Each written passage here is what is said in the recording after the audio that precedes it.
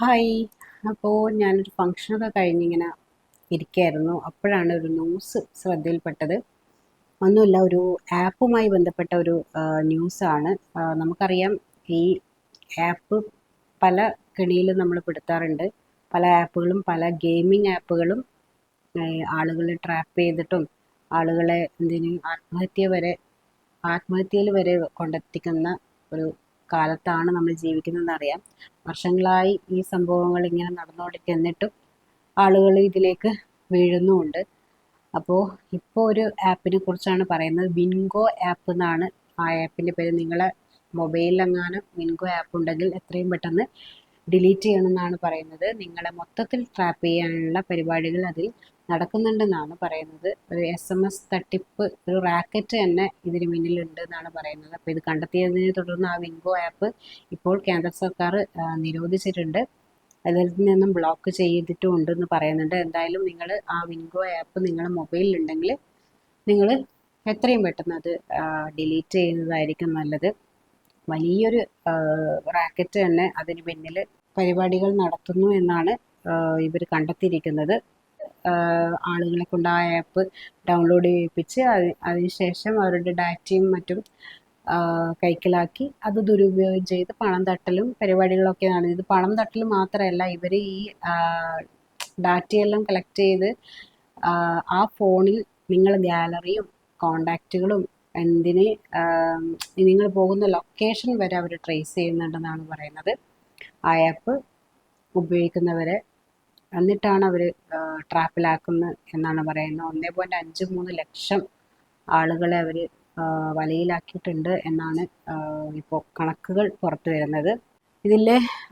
ഇതുമായി ബന്ധപ്പെട്ട വീഡിയോകളൊക്കെ യൂട്യൂബിൽ നിന്ന് നീക്കം ചെയ്തിട്ടുണ്ട്. എന്തായാലും നിങ്ങൾ ശ്രദ്ധിക്കുക, ഇത്തരം ആപ്പുകൾ നിങ്ങളുടെ ചതിക്കുഴിയിൽ വീഴാതിരിക്കുക. ഇത്തരം ആപ്പുകൾ അതുപോലെ തന്നെ നമുക്കറിയാം, ഈ SMS വഴി OTP പറഞ്ഞുതരാം, കോണ്ടാക്റ്റ് ബാങ്കിൽ നിന്ന് ഇപ്പോൾ ഫേക്കായിട്ട് നമ്മൾ ഫോൺ കോൾ ചെയ്തിട്ട് OTP പറഞ്ഞു തരുമോ എന്നൊക്കെ ചോദിച്ച് ഓരോരുത്തർ ഫേക്കായിട്ട് വിളിക്കുന്നുണ്ട്. പക്ഷെ എന്തായാലും ആളുകൾക്ക് ഇപ്പോൾ അതിനെ പറ്റിയിട്ടൊരു ധാരണയുണ്ട്. അതുകൊണ്ട് അത്തരം എങ്കിലും ധാരണയില്ലാത്തവരും ഇതിലേക്ക് വീഴുന്നുണ്ട്, ഇപ്പോഴും ഉണ്ട്. അപ്പോൾ അതൊക്കെ നിങ്ങൾ ശ്രദ്ധിക്കുക. ചെറിയൊരു ടൈം പീരീഡിൽ കൂടുതൽ വരുമാനവും വാഗ്ദാനം ചെയ്തിട്ടാണ് ഇവർ ആളുകളെ തട്ടിപ്പ് നടത്തിയത്.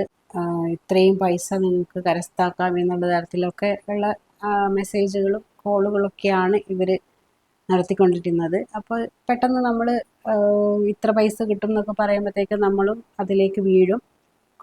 അപ്പോൾ അങ്ങനെയാണ് അവർ ആളുകളെ ട്രാപ്പിലാക്കിയത് എന്നാണ് പറയുന്നത്. അപ്പോൾ അതാണ് പറയുന്നത്, അതായത് കോണ്ടാക്റ്റുകളും ഗാലറിയും ലൊക്കേഷൻ ഡാറ്റ വരെ അവർ ഈ ആപ്പ് വഴി അവർക്ക് ലഭിക്കുന്നുണ്ട് എന്നാണ് പറയുന്നത്. ഇത് വ്യക്തിഗത ഡാറ്റ മോഷണത്തിന് ഗുരുതരമായ ഒരു അപകട സാധ്യതയാണ് ഉണ്ടായത് എന്നും പറയുന്നുണ്ട് ഉദ്യോഗസ്ഥർക്ക്.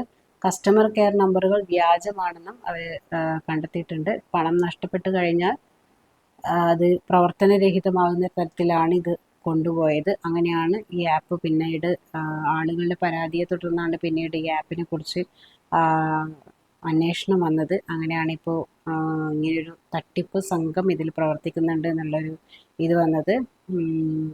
അപ്പോൾ ഇപ്പോൾ എന്തായാലും ഗൂഗിൾ പ്ലേ സ്റ്റോറിൽ നിന്ന് ആ ആപ്പ് നിരോധിക്കപ്പെട്ടിരിക്കുന്നുണ്ട്. എന്തായാലും നിങ്ങളുടെ ഫോണിൽ ഉണ്ടെങ്കിൽ അത് നിങ്ങൾ എത്രയും പെട്ടെന്ന് ഡിലീറ്റ് ചെയ്യുക എന്നുള്ള കാര്യം പറയാനാണ് ഞാൻ വന്നത്. അപ്പോൾ എൻ്റെ വീഡിയോസൊക്കെ ഇഷ്ടപ്പെടുന്നുണ്ടെങ്കിൽ ലൈക്ക് ചെയ്യണം, സബ്സ്ക്രൈബ് ചെയ്യാൻ മറക്കരുത്. ഇതെല്ലാം സപ്പോർട്ട് ചെയ്യണം. Okay, bye. അടുത്ത വീഡിയോയിൽ കാണാം. ബൈ.